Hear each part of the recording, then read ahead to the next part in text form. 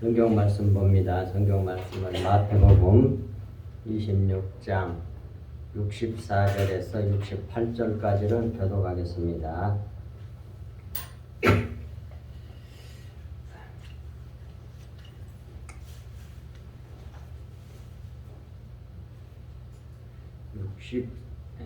(64절에서 68절) 예수께서 이르시되 내가 말하였느니라.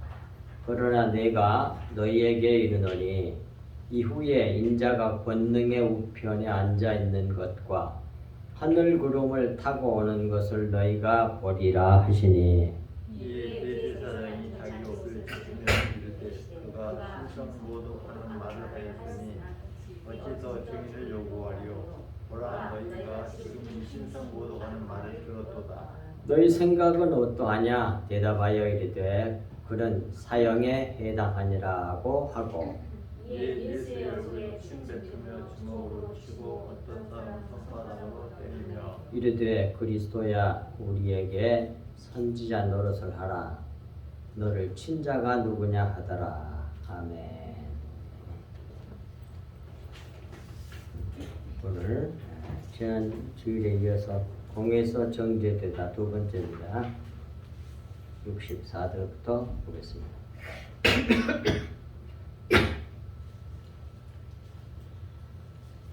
예수께서 이르시되 내가 말하였느니라. 그러나 내가 너희에게 이르노니 이후에 인자가 권능의 우편에 앉아 있는 것과 하늘 구름을 타고 오는 것을 너희가 보리라 하시니 그랬습니다. 예수께서 저들의 여러 질문에 침묵하셨으나 자기 정체에 대한 질문에 대해서는 확실하게 밝히셨습니다. 마지막 오셔서는 죽음 직전에 자신이 하나님의 아들 그리스도심을 분명하게 밝히셨습니다. 당신들은 이제로부터 보게 될 것입니다. 이렇게 확실하게 밝혔어요. 밑에 표준 세번역을 보겠습니다. 거기는 이렇게 돼 있어요. 예수께서 그에게 말씀하셨다. 당신이 말하였소. 그러나 내가 당신들에게 다시 말하오. 이제로부터 당신들은 인자가 권능의 보좌 우편에 앉아 있는 것과 하늘 구름을 타고 오는 것을 보게 될 것이요. 이 세 번역이 지금 우리가 가지고 있는 개역 개정보다 훨씬 더 원어적인 번역이라고 봅니다. 이제 그걸 좀 살펴봅시다. 그러나 64절에 그러나 1번 있죠. 플랜이란 말인데 게다가 그 말이고 더욱이 그럼에도 불구하고 그 외에 보다 더 그 밖에 이런 뜻이에요. 그리고 이후에 이는 알티인데 지금 이제 이날 이런 뜻이에요. 그리고 후에는 떨어져서 분리해요. 영어로 말하면 away from이란 말이에요. 그래서 이것을 다 합쳐서 원어 그대로 뜻에 맞게 번역하면 게다가 또는 그 외에 이것은 이제 네가 말하였다 말이거든요. 네가 하나님의 아들 그리스도란 얘기예요. 근데 거기에다 더해가지고 하나 더 분명하게 말해주겠어 이런 뜻이죠. 게다가 또는 그 외에 그 밖에 내가 그리스도라고 하는 것 그것 말고도 이제로부터 그 말이에요. 이제로부터 지금으로부터 당신들은 내가 바로 하나님 권능 하나님의 권능 하나님의 우편에 앉아 있는 것과 하늘 구름을 타고 오는 것을 보게 될 것이라 그런 말씀이에요. 그래서 이러한 것을 다 감안해서 64절을 다시 직역하면 이래요. 예수께서 그에게 말씀하셨다. 네가 말하였느니라. 게다가 네가 너희에게 말한다. 이에 더해서 말한다 그런 말이에요. 이제로부터 너희가 인자를 보리라. 권능의 우편에 나와 본능 우편에서 나와 앉은 것과 그 하늘 그 구름 위에 오는 것을 그런 말이에요. 워낙 그대로 직역을 합니다. 여기서 구름은 작은 물방울들이 모여 있는 그 모임이잖아요. 그게 구름이잖아요. 그러니 이건 성도들의 모임을 말하는 겁니다. 성령과 불로 뜨겁게 해가지고 작게 만들어 태워서 저런 만들고 우리면 뭐예요? 끓여가지고 수증기가 돼서 안 보이고 올라가 버리잖아요. 그래가지고 뭐가 돼? 구름이 되잖아요. 그걸 갖다가 말하는 거예요. 그게 구름이야. 신약교회 성도들. 그게 성도들이란 말입니다.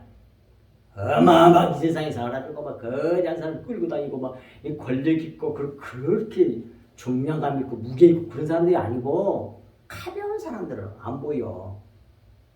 자기는 안 보이고 주님만 내세우는 사람들이 뭐예요? 나타내는 사람들이. 그게 성도들이란 말이에요. 그걸 여기서는 구름으로 상징해서 구름을 모형으로 해서 말씀해주고 있는 거예요. 예. 여기서 구름은 재림하실 때뿐만 아니라 오순절 성령 강림하심으로 성도들에게 임하실 것을 말씀하신 것이라 할 수 있습니다.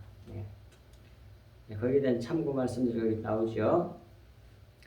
요한복음 14장 16절에서 20절까지 내가 아버지께 구하겠으니 그가 또 다른 보혜사를 너희에게 주사 영원토록 너와 함께 있게 하리니. 그래서 또 다른 보혜사는 뭐예요? 지금 보혜사는 예수님 육신의 몸을 입고 있는 인간 예수 모습으로서 돕고 있잖아요. 성도들, 제자들, 믿는 사람들을. 근데 그런 자기 말고 육신적인 예수 말고 다른 보혜사가 온다는 거예요. 그것도 자신인데 영으로서 오시는 거예요. 예수님이. 그는 17절에 그는 진리의 영이라 세상은 능히 그를 받지 못하나니 이는 그를 보지도 못하고 알지도 못함이라. 그러나 너희는 그를 아나니 그는 너희와 함께 거하시며 또 너희 속에 계시겠습니다. 세상 사람들은 그 진리 영을 모를 거란 얘기예요. 똑같이. 근데 왜 너희들은 아냐? 네 안에 지금 성령이 계셔서 안다 그 말이에요. 지금도 있고 앞으로도 너희에게 계속 있을 것이기 때문에 그 성령으로 말미암아 진리 영. 같은 영이잖아요. 근데 같은 성령인데 여기서 다시 다른 보혜사로 오신 진리 영은 전기쾌된, 즉 십자가의 구속사를 성취하신 그 영으로, 그래가지고 전기쾌된 그 영으로 다시 오신다는 얘기예요. 그걸 다른 보혜사 파라크레토스라고 해요. 진리의 영이라고 그래요. 진리를 알게 하는 영이란 말이에요. 그리고 진리 자체고. 또 이 진리 영을 다른 말로 성경은 그리스도의 영 그래요. 그 영이 지금 네 안에 있고 있어서 믿는 너희들은 그 진리의 성령 다른 보혜사 영이 너희에게만 금방 알 것이지만 세상 사람들은 없으니까 알지 못한다 그런 말이에요. 18절 내가 너희를 고아와 같이 버려두지 아니하고 너희에게로 오리라. 그건 예언의 말씀이잖아요. 요한복음 14장 예언하죠. 조금 있으면 세상은 나를 다시 보지 못할 것이로되 예수님이 죽어서 이제 부활 승천해서 올라가 버릴 것이기 때문에 모르죠. 그시로되 너희는 제자들 믿는 사람들 너희는 나를 버리니 이는 내가 살아있고 너희도 살아있겠습니다. 그날에는 내가 아버지 안에 너희가 내 안에 내가 너희 안에 있는 것을 너희가 알리라. 그렇게 예언했는데 그것이 사도행전 2장 1절에서 13절 이 말씀에서 그대로 그 예언된 대로 이제 성취되었잖아요. 이제 보겠습니다. 사도행전 2장 1절에서 13절 오순절 날이 이름에 그들이 다 같이 한 곳에 모였더니 호련히 하늘로부터 급하고 강한 바람 같은 소리가 있어. 바람, 성령이잖아. 같은 소리가 성령이 임하는 소리예요. 있어. 그들이 앉은 온 집에 가득하며 마치 불의 혀같이 갈라지는 것들이 그들에게 보여 각 사람이 하나씩 임하여 있더니, 그러잖아요. 각 사람이 임하니 믿는 사람들에게. 아까 저기 오늘 64절에서 뭐예요? 구름 타고 오는 것을 보리라는데 그걸 원어 그대로 직역하면 타고가 아니고 그리고 뭐예요? 구름 위에 있다는 말이거든요. 그래서 그 직역한 말씀을 보세요. 권능의 우편에서 나와 앉은 것과 그 하늘 그 구름 위에 오는 것을 그런 말이잖아요. 위에 임했잖아. 그랬는데 그 성령이 보이사 성령이 임했는데 성령이 임하는 모습이 마치 불의 혀같이 갈라지는 것들이 그들에게 보여. 다 보잖아요. 근데 여기서 뭘 하세요? 타고 오는 것을 너희가 보리라 보여줬잖아요. 다 봤다고 돼 있어요. 성경이. 불신자들도 성령이 임해가지고 난리 하는 걸 다 봤어. 밑에 나와요. 그러니까 다른 말을 해요. 방언들. 근데 불의 혀같이 그러니까 성령의 그 다른 보이사 성령에 이렇게 침례를 받으면 혀를 불처럼 그렇게 갈라지게 하는 그런 말을 할 것이다. 그런 뜻으로 볼 수 있어요. 다른 방언을 할 것이라는 얘기야. 그래서 4절에 그들이 다 성령의 충만함을 받고 성령이 말하게 하심을 따라 다른 언어들로 말하기를 시작하니라 그러잖아요. 다른 언어들이 뭐예요? 무엇에? 이 세상 말을 안 하고 천국의 말을 할 거란 얘기요. 천국 방언. 이 세상 다른 언어. 그러니까 진짜 성령 받았느냐? 성령의 진짜 성령 침례 받았느냐? 받은 사람은 다른 말을 하는 사람이야. 이게 그 귀에 들리는 이상한 그 단어들 뭐 그런 말이 아니고 이 세상 말이 아닌 육신적인 말, 끝의 말이 아닌 속의 말, 진리의 말을 하는 자들이 된다는 그런 뜻이라 이 말이에요. 진짜 속뜻은. 물론 겉으로는 막 따다따다도 이런 것도 하고 그러겠지만 그런 것을 그 겉으로 나타나는 방언 받으면 구원받았다 이렇게 말할 수 없다 이 말이에요. 이상한 방언도 있고 귀신 방언도 있다 그러니까 진짜 이때 중들도 한대. 지네들끼리 귀신들도 흉내를 잘 내거든요. 그런데 뭔 못하냐? 천국 방언은 못해. 다른 방언. 이 세상 말이 땅의 말이 아니라 하늘의 말을 언어를 한단 말이에요. 진짜 의미에 있어서 보면 진짜 성령 침례를 받은 사람들은 천국말 영의 언어를 말한단 말이에요. 영의 예수님의 피를 흘려내는 말한다고 말이에요. 진리를 말하는 사람들이란 얘기야. 분명히 하셔야 돼요. 5절 그때 경건한 유대인들이 차나 각국으로부터 와서 예루살렘에 머물러 있더니 그 소리가 나며 큰 무리가 모여 각각 자기의 방언으로 제자들이 말하는 것을 듣고 소동하여 다 놀라 신기하게 여겨 이르되 다 봤잖아요. 이렇게 이 말하는 자들이 다 갈릴리 사람이 아니냐? 우리가 우리 각 사람이 난 곳 방언으로 듣게 되는 것이 어찌 됨이냐? 우리는 바데인과 메데인과 엘람인과 메소포타미아인과 유대와 갑바도게와 본도와 아시아, 부르게와 밤빌리아 애국과 및 구레네에 가까운 리비아 여러 지방에 사는 사람들과 로마로부터 온 나그네 본 유대인과 유대교에 들어온 사람들과 그레데인과 아라비아인들이라. 우리가 다 우리의 각 언어로 하나님의 큰 일을 말하는 것을 듣는도다. 예수님이 말한 대로 다 이제로부터서 다 볼 거라고 얘기했잖아요. 예수님이 예언했잖아요. 그걸 이루어지잖아요. 세번역으로 보면 이제로부터 당신들은 인자가 권능의 보좌 오른편에 앉아 있는 것과 하늘 구름을 타고 오는 것을 보게 될 것이오. 이제로부터. 그럼 그 밑에잖아 이게. 그러니까 저기 말세 예수님이 재림할 때 판다 그런 뜻으로만 이해를 하면 안 된다 이 말이에요. 이제로부터라고 돼요. 이제로부터. 원래 이 뜻이.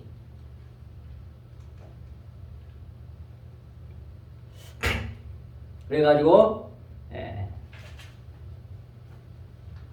12절에 다 놀라 당황하여 서로 이르되 이 어찌 된 일이냐 하며 또 여러 어떤 이들은 조롱하여 이르되 그들이 세술에 취하였다 하더라. 비난하는 말이겠지만 이게 진리가 돼버려. 세술이란 뭐예요? 새것이 들어가면 뭐예요? 성경에서 뭘 갖다 새것이라고 그래? 예? 영적인 거 영을 갖다가 새것이라고 그래. 술은 술인데 세상 술이 아니야. 영의 술이야. 그러니까 불의 해같이 방을 하는 거야. 이쪽 말도 저쪽 말도 다다다다 하는 거야. 이제 이거 우리가 이 제자들이 500명 된 아니 120명인가 120명의 그 성도들이 기도했던 성도들이 다 다른 나라 방언을 지금 우리가 듣고 있는 그런 외국 방언을 다 말했는지 그냥 나름대로 그냥 했는데 그것이 다 그렇게 들렸는지 모른다니까 그건. 근데 누가 그걸 어쨌든 그냥 알아듣게 하는 거 누가 하신 거야? 성령께서 하신 거라니까.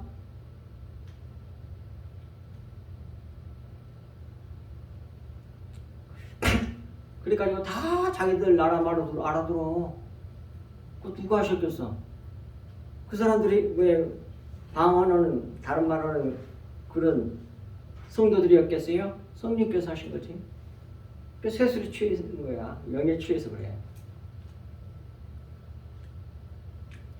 이런 놀라운 역사가 있다는 거예요. 여러분들도 다른 방언으로 천국 방언으로 말하는 사람이 되어야 된다 그 말입니다. 아멘.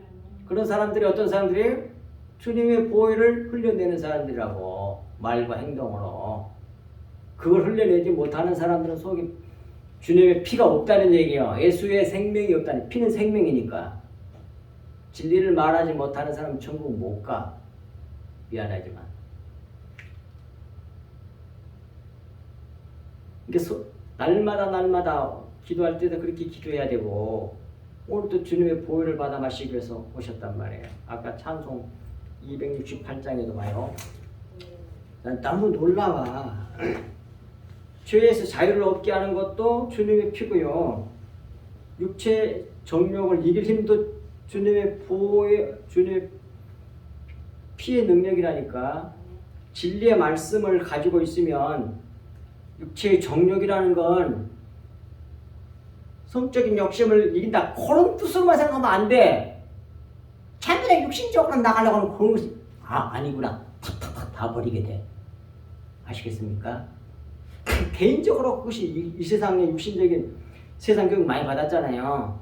옳은 것을 막 붙잡고 있어. 그것이 착착 껍데기 벗겨지면서 진짜 그 속에 진짜 중요한 것이 무엇인지를 주님의 보혈이 진리의 말씀이 깨닫게 해줘갖고 그런 걸 다 이길 수 있게 된다. 그걸 믿으니까 이기게 되는 거예요. 근데 그걸 안 놓으려고 여러 가지 성도들이, 교인들이.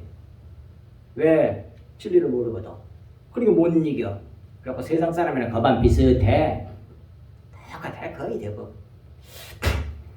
주님의 보혈을 받아 마시지 않는 사람들은, 진리 안에 이르지 못한 사람들은 끝으로 보면 자유가 어쩌고저쩌고 찬송하고 난리지만 다 거짓말들이야. 그 다음에 눈보다 더이게 하는 것도 보혈의 능력이야. 예수님 피의 말씀이 자기 말씀이 되면 그 생명이라니까. 피가 예수의 생명이 내 생명이 되는 거라고. 근데 그걸 뭘로? 진리의 말씀, 영의 말씀으로 되는 거예요. 그걸 달라고 간절히 기도해야 돼. 그러라고 성경에 나와 있잖아요. 마태복음 7장 7절부터 15절까지 쫙 나오잖아요. 11절까지. 그래서 시험을 이기게 하는 것도 마음을 정결하게 하는 것도, 부정하는 것을 밝히는 것도, 그래가지고 너무 감사해서 날마다 찬송하게 하는 것도, 자, 전부 다 보혈의 능력이라니까요. 그 주님의 보혈의 말씀을 알고 받아 마신 사람들, 그걸로 채워지는 사람, 주님 피가 내 속에 채워지는 사람들은 그 정욕도 이기고 다 이겨. 그렇게 하면서 깨끗해지는 거예요, 우리가. 그걸로 깨끗해지는 거예요. 이 세상에는 윤리도 없고 착한 일 많이 한다고 깨끗해진 게 아니고 분명하게 알아야 되는 겁니다. 이것이 알고 믿게 되면 자기 마음이 되거든요. 그걸 원하게 돼 있어. 그리고 세상 것은 어때? 그 껍데기거든. 죽정에 사람이 겨를 좋아하는 사람이 어디가 있어. 그 겨인 줄 알면 그건 싫어해. 속의 내용에는 알곡을 좋아하는 거지. 그렇게 신앙이 딱 바꿔진다니까. 그게 놀라운 능력이야, 주님의 보혈은. 그 다음에 65절을 보겠습니다. 이에 대제사장이 자기 옷을 찢으며 이르되 그가 신성모독하는 말을 하였으니 어찌 더 증인을 요구하리요 하고 하리요 보라 너희가 지금 이 신성모독하는 말을 들었도다. 대제사장이 이렇게 예수님을 추궁하면서 이 말을 하는 거예요. 예수 그리스도의 말씀은 저 외식하는 자들의 옷을 찢게 만들어주는 말씀이었습니다. 말씀입니다.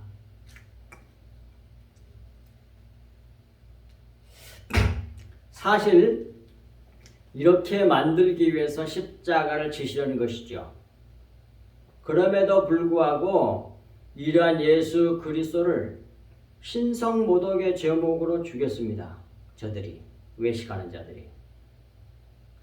외식한다는 것도 주님 볼 때 주님은 딱 외식인 줄 알아. 근데 세상 사람들은 엄청 뭡니까? 칭찬받는 일들이야.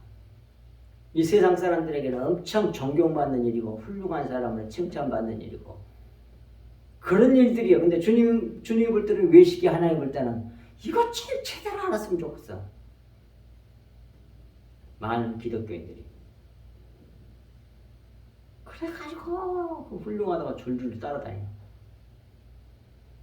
자기들 지옥으로 인도하는 존재라는 것도 모르고.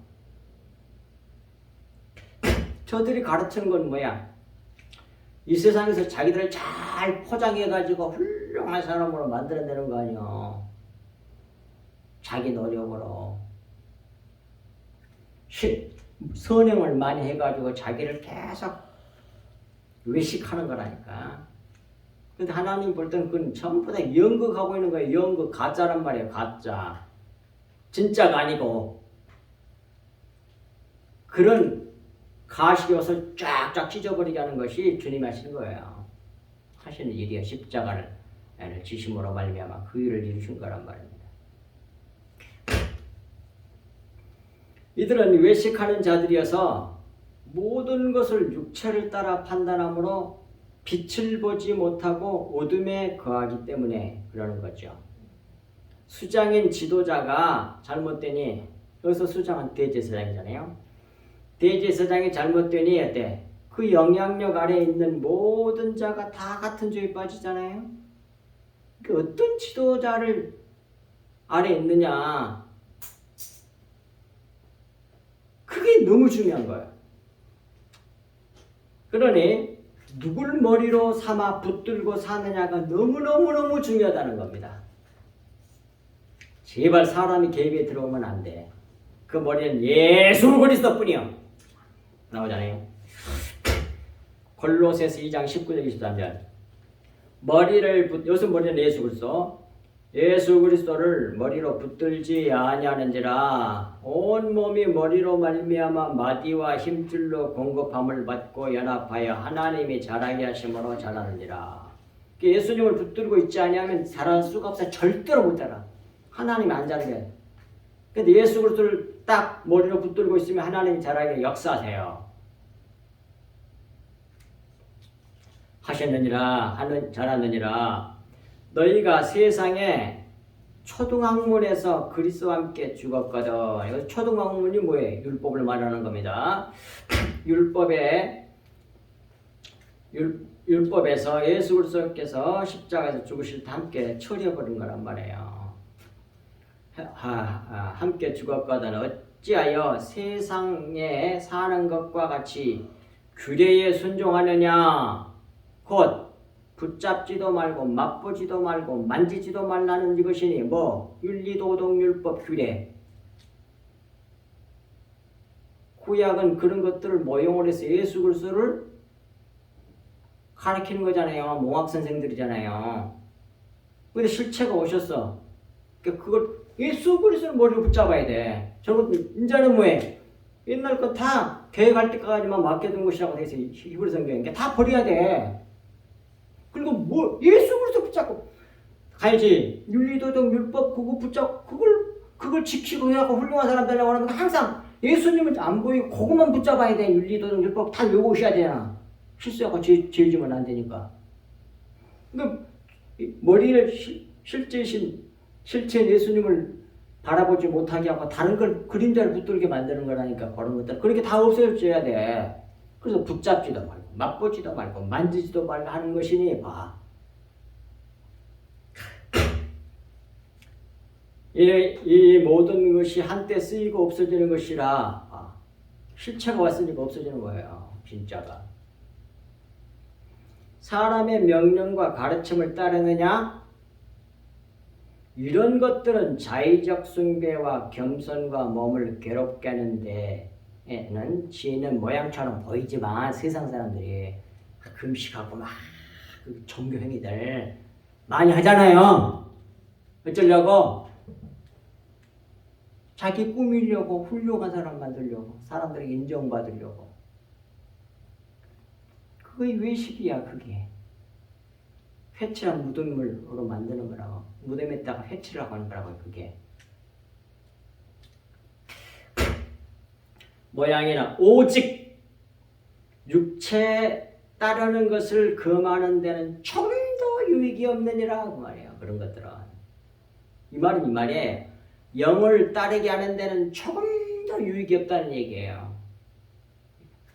밑줄 그전 말씀을 다시 설명하면 영을 따르게 하는 데는 조금 더 유익이 없다. 그런 말이에요. 영을 못 따르게 하고 계속 뭐예요? 육체를 따르게 하는 거라 그 말이에요. 육체를 못 따르게 하는 데는 아무 유익이 안 된다는 얘기예요. 그러니까 뭐예요? 영을 따르게 하는 데는 유익이 조금 없다. 그런 말씀이죠. 머리신 예수 그리스도를 붙들지 못하게 하는 거라는 얘기야. 기독교가 얼마만큼 변질되는지 알겠죠? 오직 예수 그리스도예요. 유명한 신학자는 어떤 훌륭한 한 사람 나오면 그것이 다 교파가 됩니다. 일반 대학교에는 말할 것도 없고 신학교들도 그래. 창립 설립자가 하나 나오면 우상화합니다. 후대 사람들이 웃기는 거예요. 그 사람이 훌륭하지 않다는 게 아니라 왜 그 사람을 우상화시켜? 예수 그리스도 붙들게 해야지. 기리면 안 돼. 기리면. 그 사람을 통해서 훌륭한 모습이 있었으면 예수님의 모습만 딱 배우면 돼. 그 사람을 본받으면 안 돼. 그러면 하나가 안 되는 거야. 하나가 되는 것이 하나님의 구원의 마지막 목표거든. 다 마귀 노릇이라고 해요. 그런 것들은. 누굴 따라 사람을 오직 예수 그리스도만 붙들어야지. 이 말씀은 오직 육체를 따르는 것을 금하는 데는 금하는 데 유익이 없는 것은 머리신 그리스도를 붙들는 것 뿐이라는 말씀이지요.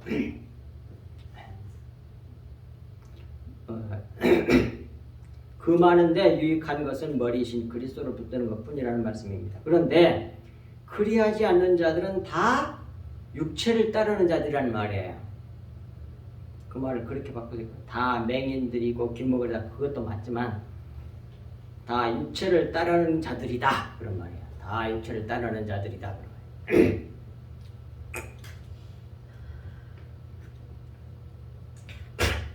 그리고 66절 너희 생각은 어떠하냐 대답하여 이르되 그는 사형에 해당하니라 하고 대제사장이 물으니 군중들이 사형에 해당하다고 대답했습니다. 대제사장과 군중들이 연합하여 예수님을 정죄했지요. 이에 67절 예수의 얼굴에 침 뱉으며 주먹으로 치고 어떤 사람은 손바닥으로 때리며 이렇게 예수께서 정죄되니 군중들이 예수를 죄인의 궤수로 봤습니다. 그래서 가장 큰 수치와 굴욕을 주었습니다. 예수 그리스도께서 티끌같이 되신 거죠. 자, 창세기 28장 14절 말씀 보겠습니다. 내 자손이 땅에 티끌같이 되어 내가 서쪽과 동쪽과 북쪽과 남쪽으로 퍼져 나갈지며 땅의 모든 족속이 너와 내 자손으로 말미암아 복을 받으리라 하셨단 말이에요. 땅 여기 뭐예요? 티끌같이 되어 예수님 티끌같이 되시는 거예요.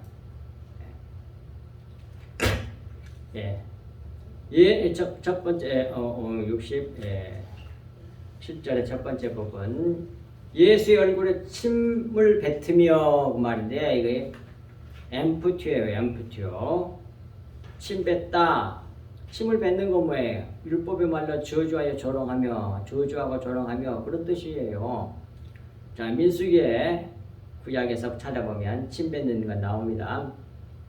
여호와께서 모세에게 이르시되 그의 아버지가 그의 얼굴에 침을 뱉었을지라도 그가 이랫동안 부끄러워하지 않겠느냐. 그런즉 그 진영 밖에 7일 동안 가두고 그 후에 들어오게 할지니라. 그랬어요. 누구 얘기하는 거예요? 모세의 누님 미리암 얘기에 문둥병 걸린 거 고쳐달라고 기도하니까 모세가 이렇게 하나님께서 말씀하신 거예요. 얼굴에 침 뱉었다는 뜻이 뭐예요?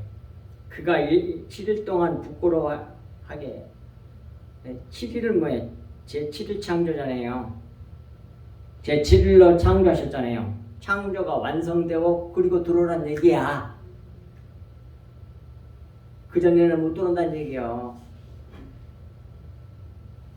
예수님이 얼굴에 침 뱉음을 받은 건 뭐예요? 7일 창조를 좀 이루고 있는 가운데 있는 거예요. 대수하고 부활하고.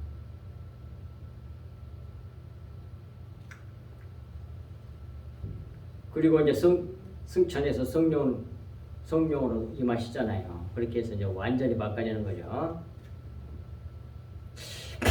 신명기 25장 9절 10절도 나와요.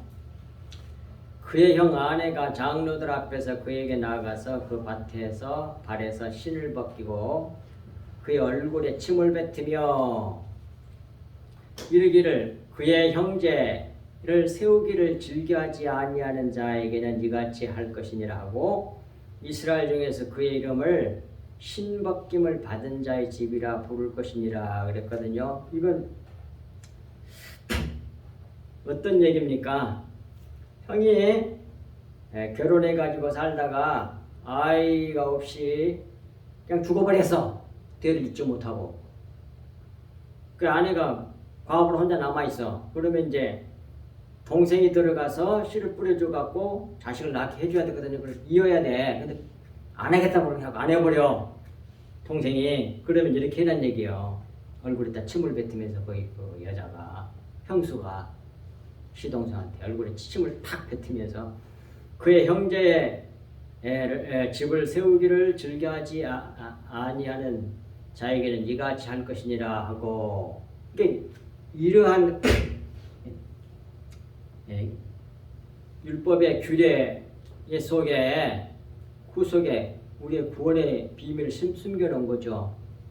형제의 집이 뭐겠어요? 교회를 말하는 거지. 첫 번째 형이 죽어버렸어. 아무 씨를 못 남기고. 그게 누굴 상징하겠어요? 첫 번째 아담이지. 첫 아담. 두 번째 아담이 와서 그걸 세워야 될 거 아니야. 그분 예수 그리스도야. 근데 그 짓을 그걸 안 한다, 안 하겠다, 안 해버려.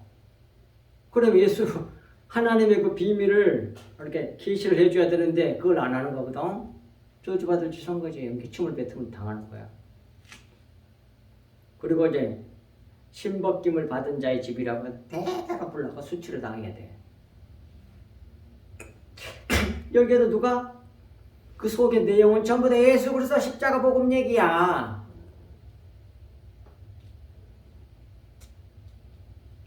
따라서 침뱉음을 당하는 건 뭐예요? 율법의 말로 저주하고 조롱해서 뭘 받는 것을 나타낸 말이에요. 그 다음에 그래서 예수님 당하잖아요. 그 죄값을 받으신단 말이에요. 여기서 두 번째 주먹으로 치며 코라피조인데 그것은 쳐내다 또는 잘라내다 그런 말인데 히브리어로 주먹은 요두를 말하는 거예요. 요두.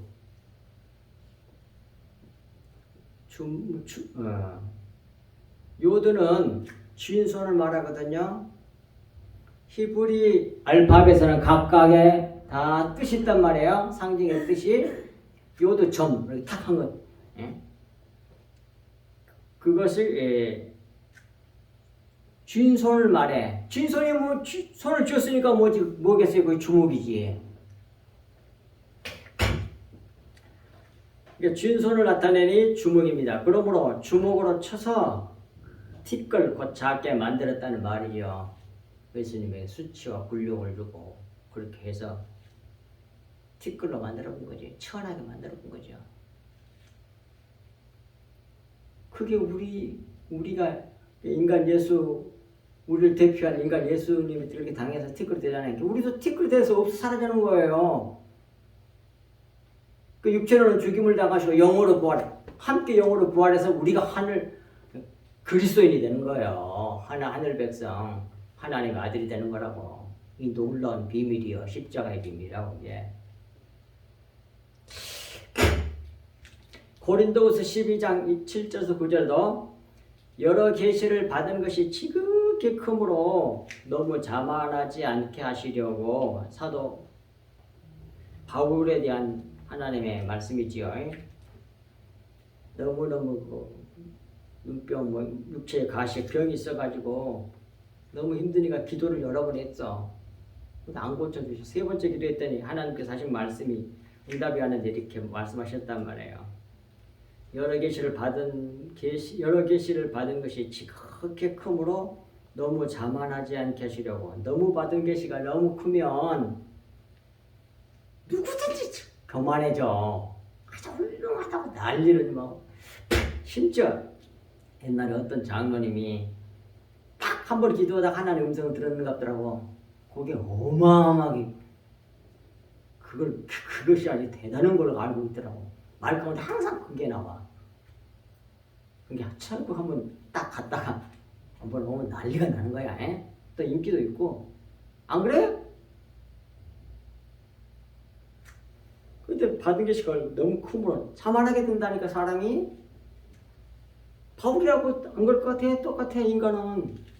그러니까 자만하지 않게 하시려고 육체의 가시를 그 사단의 사자를 주셨으니 이는 바울 자기 자신을 쳐서 너무 자만하지 않게 하려 하심이라 그 말이에요.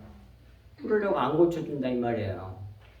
8절 이것이 내게서 떠나가게 하기 위하여 네가 3번 죽게 간구하였더니 나에게 이르시기를 내 은혜가 네게 족하도다. 이는 내 능력이 약한 데서 온전하게 짐이라 하신지라. 사람이 약할 때 교만하지 않게 되는 거야. 근데 이걸 복으로 생각을 안 하잖아요. 진짜 신령한 사람 이런 사람들인데 티끌 나도 없고 세상도 없고 오직 주만 보이도다. 이 신앙을 가진 사람 이게 진짜거든요. 근데 하나님의 은사와 뭐 받은 그 계시가 많고 그러면 금방 교만해져. 사람들이 왜 니들 모르지 나 다 알아. 이런 날이. 난 하늘나라에서 하나님도 예수님도 봤어. 자랑거리 삼아. 그러면서 은혜 중에 자기를 높이잖아. 이건 뭐야? 가벼워지는 게 지금 무게는 사람을 바꿔주잖아요. 우박이 돼서 이제 곧 떨어지기 직전이야. 그렇게 되지 않도록 하기 위해서 이렇게 한단 말이야. 약하게.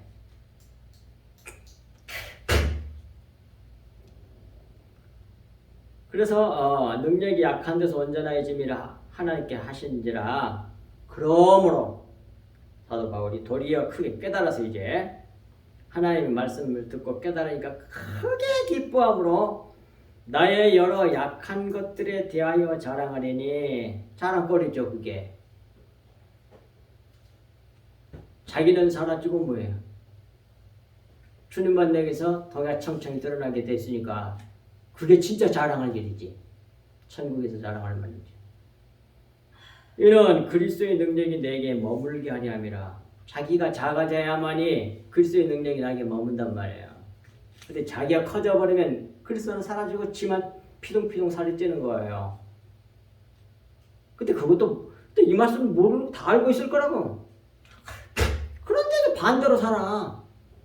어떻게 해서 이렇게 키우려고 그래. 교세를 키우고 뭘 키우고 수많은 사람이 나를 따르라 그래가지고 뭐 굉장히 영향력 있는 사람이 돼가지고 그냥 우샤우샤고 그냥 자기가 뭐 대단한 사람인 줄 알고 남의 불쌍한 거야. 하나님의 나라가 어떤 나라인지 몰라서 그래. 그 사람들은 모르는 사람들이야. 그러니까 거듭난 사람이 아니라고 해야지. 거듭나면 하나님 나라가 보인다 그랬거든요.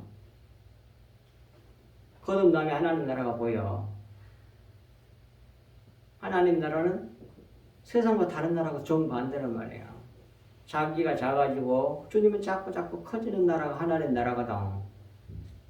근데 자기를 잘 가꾸고 잘 따듬어가지고 좋은 일 많이 해가지고 니들 어쩔 때 날 기도했고 니들 어쩔 때 나 뭐 어쩔 때 자기 잘하는 거. 그래갖고 비교해 다른 사람하고. 그러면서 자기가 우월감을 가져. 그 남을 깔아뭉겨. 그가 듣다 못하는 것들이 니까지 것들이 이러면서. 자기가 한 좋은 일을 그냥 하고 잊어버리면 좋은데 그걸로 자기 의를 챙겨가지면 그건 망할 짓이야. 너무 불쌍한 일이야. 예수님의 비유도 나오잖아요. 그건. 포도원 품꾼 비유에서. 하루 종일 일한 사람들은 늦게 하고 하루 딱 한 사람들은 너무 겸손해갖고 그 한 시간에 이렇게 똑고 이렇게 많은 돈을 주다니 쭉 감사가 넘치고 너무 겸손해가지고 이렇게 되는데 하루 종일 자기 한 일 많거든. 그것이 자기 의로 쌓여 있어가지고 하나님께 불평불만이야. 그거 봐. 그게 세상 사람이라. 그게 육신이라고. 하나님 나라가 어떤 나라인지를 분명히 알아야 되는데 이것이 완전히 믿어지면 가치관이 바뀌거든요. 그 세계관도 바뀌고. 근데 그거 다 알고 있을 거라고. 그 말씀도 똑같이. 근데 뭐해? 말하는 거나 생각하는 거나 활동하는 거나 주장하는 거나 뭘 보면 세상 사람하고 똑같아. 육신적이야. 그건 뭐에 속에 뭐가 없다는 얘기야? 찬송에 나온 것처럼 주님의 보혈이 없다는 얘기지. 주님의 생명이 없는 것이. 예. 그 다음에 세 번째, 손바닥으로 때리며. 예. 말은 손바닥이니까 손을 폈잖아요. 그건 히브리어 알파벳으로 보면 편손 카프거든. 카프. 코프 또는 카프. 편손이거든요. 손을 펴갖고 이제 딱 뺨을 때리는 거 아니겠습니까? 예. 그래서 뺨을 이렇게 편손으로 때리는 거야, 이게. 마태복음 5장 39절에 뺨 때리는 게 나오지요. 나는 너희에게 이르노니 악한 자를 대적하지 말라. 누구든지 내 오른편 뺨을 치거든, 손바닥으로 치었겠죠. 뺨을 치거든 똑같이 보여요. 프라피죠. 뺨 때린 겁니다. 왼쪽도 돌려대며 그랬잖아요. 그러니까 오른쪽 뺨을 때렸으니까 왼손으로 때렸겠죠. 이렇게 탁. 그러면 오른뺨도 돌려대며 오른쪽 뺨을 돌려내면 오른손으로 때리게 되겠죠. 오른손으로 때리게 됩니다. 이는 진리의 말씀을 하는 턱을 이 뺨이라는 게 턱 있는 데잖아요. 예. 턱을 외식자들이 쳐서 율법을 말하게 하려는 것입니다. 이때 우리는 왼뺨을 돌려대어야 한다 그 말이에요. 이는 율법, 외식을 말하는 턱을 오른손이니까 뭐예요? 진리의 복음이 쳐서 진리를 말하는 자로 만들어야 하기 때문이다 그런 말이에요. 다 숨겨져 있는 내용들이에요 이게. 이게 얼핏 탁 넣어도 돼. 그런 그 외적인 뜻이고 진짜 말은 이런 뜻이라 이 말이에요. 문자 그대로 순종해도 훌륭한 일이지만 좋은 일이지만 그걸로 또 자기 의를 또 싸우면 안 되잖아. 참으로 훌륭한 일을 했지만 그 자기 의가 되어가 난 이런 일도 한 사람이야 이러고 있으면 안 되잖아 속으로. 그 말 뜻은 이런 뜻이란 말이에요. 속 내용 진리는 전부 다 우리 주 예수 그리스도 십자가 복음 얘기가 되는 거예요. 누구에게 영광이 돌아가게 돼 있어요? 성격이 전부 다 예수 그리스도 하나님께로 영광이 돌리게 돼 있어. 모든 성격이 다 그렇게 돼 있어. 속 내용들. 뺨 시아곤인데 턱대 뺨. 근데 뺨은 음식을 타작하고 먹고 말하는 도구지요. 이 뺨이라고 된 시아곤은 턱뼈, 뺨 이런 뜻이거든. 그러니까 이 턱이나 턱뼈는 음식을 잘 타작해갖고 먹고 말하는 도구잖아요. 예수께서 뺨을 맞으신 일은 양식을 타작하고 먹고 말하는 것을 고치신 일을 이루신 일을 하신 것이라 할 수 있다 그 말이에요. 지금 주님께서 마태복음 5장 39절 말씀을 성취하고 계신 것입니다. 지금 뭡니까? 공회에서 뺨을 맞고 있는 이 사건. 그렇다 그 말이에요. 마태복음 5장 39절 나는 너희에게 이르노니 앞에서 나왔지만 악한 자를 대적하지 말라. 누구든지 내 오른뺨을 치거든 왼편 뺨도 뺨이란 말은 성경에 원래 없어요. 그러니까 내가 쬐끔만 해놨잖아요. 왼편을 돌려대면 왼편 뺨을 돌려대란 말이죠. 돌려대며 이 말씀을 자신이 말씀하셨고 자신이 성취하셨다고 말이에요. 이 한 사건이 전부 다 뭐예요? 그 한 번 딱 좋은 일 했다 그런 뜻으로 끝나는 게 아니라 구속사를 이루고 있는 거예요. 예수님은 어마어마한 일을 이루고 있는 거예요. 십자가를 성취하고 있는 일이라는 얘기예요. 전체를 뒤집는 일을 하는 거예요. 외식하는 유대인들은 예수님을 죄인의 교수로 봤습니다. 그래서 가장 큰 수치와 굴욕을 주었습니다. 예수 그리스도를 티끌 같은 존재로 취급했습니다. 그런데 이 일의 배후에는 하나님 아버지께서 계셨습니다. 예수님을 티끌로 만드신 거죠. 앞에 나왔지만 여기서 설명하려고 아까 앞에서 그냥 간단히 읽기만 했거든요. 창세기 28장 14절. 내 자손이 지금 누구냐면 뭡니까? 야곱의 결말이에요. 야곱 네 자손이, 근데 여기서 이 자손이란 말이 제라거든. 제라 자손 씨앗. 갈라디아서 3장 16절에서 이 자손을 갖다가 그리스도라고 딱 나와요. 내 자손이 그리스도의 땅이 티끌같이 되어 말이에요. 아파르 아주 작아져 버려. 재가 되어 티끌이 되어 먼지가 되어 내가 서쪽과 동쪽과 북쪽과 남쪽으로 퍼져나갈지며. 옛날 개역 성경은, 이건 개역 개정은 바꿔놨어요. 이렇게 해야 돼. 옛날 개역 성경 뭐라 하냐면 동서남북 이렇게 해놨어요. 네, 참. 원어가 그게 아니야. 서쪽과 동쪽과 북쪽과 남쪽 이렇게 돼 있어. 근데 그냥 우리나라식으로 동서남북 그래놨다. 옛날 성경은. 그래서 아까 내가 찾아서 확인했어. 근데 개혁은 다행히 원어대로 바꿔놨어요. 순서가 이게 뭐냐면 이런 얘기예요.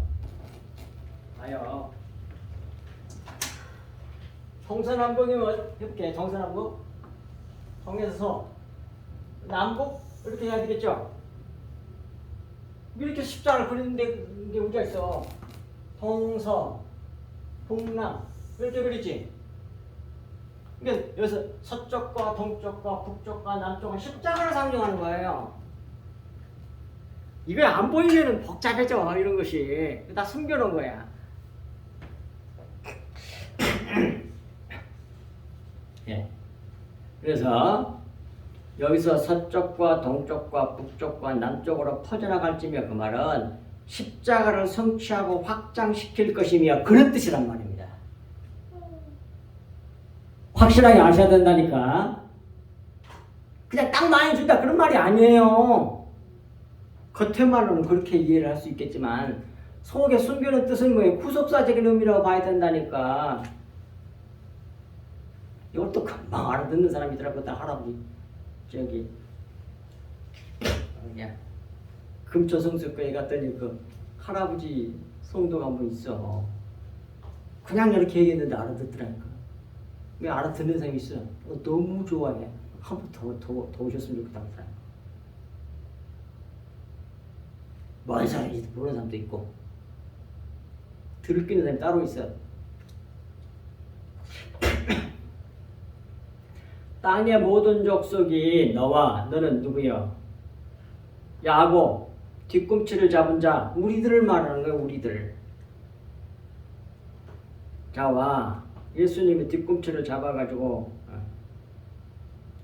넘어뜨리잖아요. 우리가 십자가에 못 박았잖아요. 내 자손 제라 그리스도 예수 그리스도 너와 내 자손으로 말미암아 복을 받으리라 그래. 복이 바락하니까 뭐야? 무릎을 꿇다, 저주하다, 신성모독하다, 축복하다 그런 뜻이요. 그러니까 가만히 보세요. 이 바락하란 말이 신기해. 원의 뜻을 보세요. 무릎을 꿇다 참 이상하게 티끌로 만드는 것이 복이란 말이에요.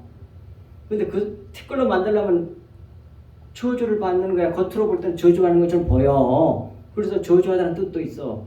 아까 예수님을 보고 뭐 신성모독한다고 그랬잖아요. 거기서 또 신성모독을 딱 있어.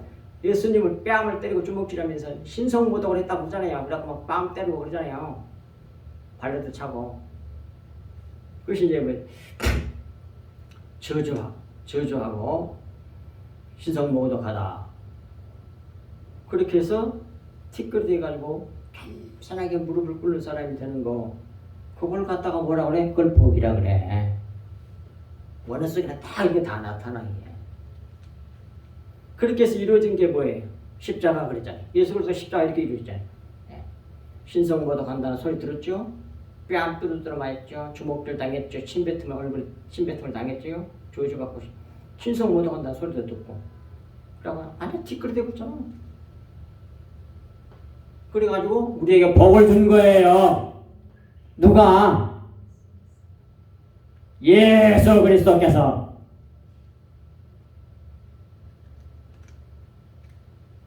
(68절) 이르되 그리스도야 우리에게 선지자 노릇을 하라. 너를 친 자가 누구냐 하더라. 그래서 온갖 조롱을 다 했습니다. 예수님이 대제사장이 수장인 대제사장이 저들의 수장인 대제사장이 막 신성모독을 했다고 하니까요. 그때서부터 그냥 온갖 조롱을 다 하고 그냥 뺨을 때리고 얼굴에 침을 뱉고 주먹질을 하고 그냥 발로 차고 난리였거든요. 다음에 이제 막 회초로 두드려 몸을 갈기갈기 다 찢어버렸잖아요. 맞아. 그건 뭐예요? 우리가 성찬식 때 떡조각 짝짝 찢어서 먹잖아요. 그걸 예수님이 그 찢기신 그것을 상징하는 겁니다. 예. 사람이 자기의 스스로의 능력으로 진리를 볼 수가 없다니까요. 이같이 그렇게 아무도 못 봐 저들이 악한 자들이 이같이 십자가를 성취하신 우리 주 예수 그리스도의 은혜로만 또는 하나님의 은혜로만 된단 말이에요. 진리를 볼 수 있단 말이에요. 진실을. 그러므로 이 구원의 비밀을 아는 자는 참된 겸손한 자가 되며 감사하는 자가 되는 겁니다. 베드로전서 2장 4절에서 8절 보고 마치도록 합시다. 사람에게는 버림바가 되었으나 하나님께는 택하심을 입은 보배로운 산돌이신 예수께 나아가 너희도 산돌이신 신령한 집으로 세워지고. 그러니까 우리 진짜 백이들도 이렇게 된다는 얘기거든요. 사람에게는 버림을 받아. 그러니까 마지막 종말이 육신적인 눈으로 볼 때 마지막 종말이 죽을 때가 너무 처참한 거야. 다 떠나버리고. 그러니까 다 순교한 거야. 순교. 티끌이 사람들. 죄가 됐단 말이야. 죄가. 제단 밑에 죄들이 되어서 가는 거야. 사람에게는 버림바가 되었으나 하나님께는 택하심을 입은 보배로운 산돌이신 예수께 나아가 너희도 산돌같이 신령한 집으로 세워지고 십자가로 말미암아 신령한 집으로 세워진다는 거예요. 우리도 예수 그리스도 같이 예수 그리스도로 말미암아 하나님이 기쁘게 받으시는 신령한 제사를 드릴 거룩한 제사장이 될지니라. 그게 그리스도인이 전한 얘기예요. 성경에 기록되었을 때 보라 내가 택한 보배로운 모퉁이 돌을 시온에 두노니 그를 믿는 자는 그 시온에 든 모퉁이 돌이 누구요? 예수 그리스도란 말이에요. 그를 믿는 자는 부끄러움을 당하지 아니하리라 하였으니 그러므로 너희에게는 보배이나 믿지 않는 자들에게는 건축자들이 버린 그 돌이 모퉁이의 머릿돌이 되고 세상에서는 버림을 당한 돌이야. 세상에서는 버림을 받은 돌이라고. 너무 다르잖아요. 지금 세상에서 축복 복복복 한 거다고. 너무 전부 안 되잖아요. 이거. 그러잖아요. 성경이 이런 걸로 가르쳐 있잖아요. 이거. 그런데 이 똑같은 기독교인들이 어떻게 세상 사람하고 똑같은지 이해가 안 돼.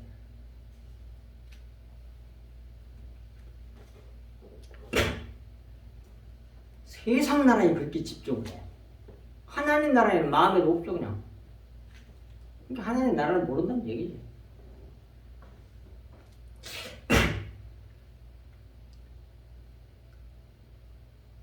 7절 그러므로 믿는 너희에게는 보배이나 믿지 아니하는 자에게는 건축자들이 버린 돌이란 말이야. 버린 돌.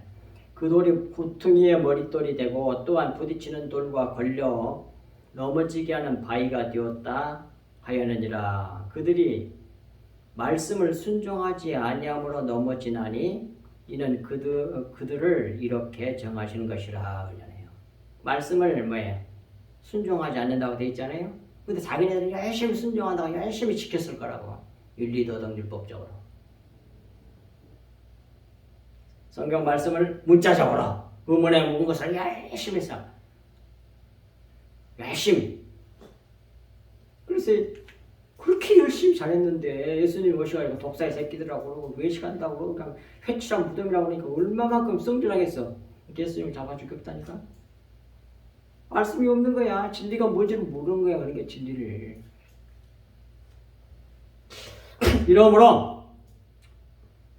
이러므로 우리는 하나님의 비밀인 예수 그리스도의 정체를 알아가는 일에 열심을 내야 된다니까.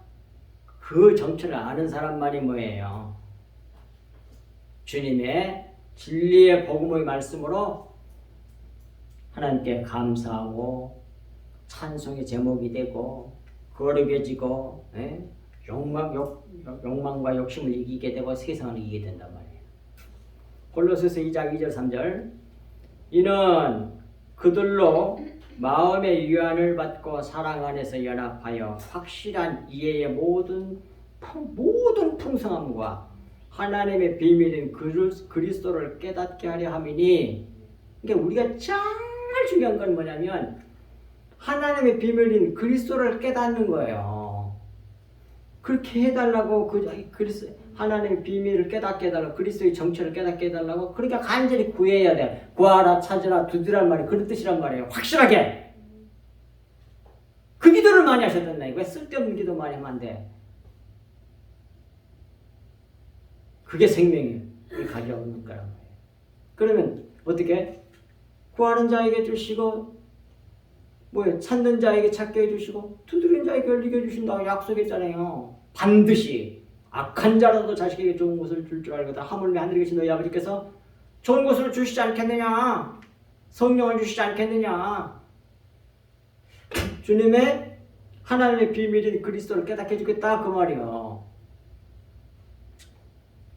예수 그리스도 안에는 지혜와 지식의 모든 보화가 다 거기 안에 감춰져 있다니까. 그러니까 뭐예요? 우리 깨달았다 그러면 뭐예요? 전부 다 예수 그리스도와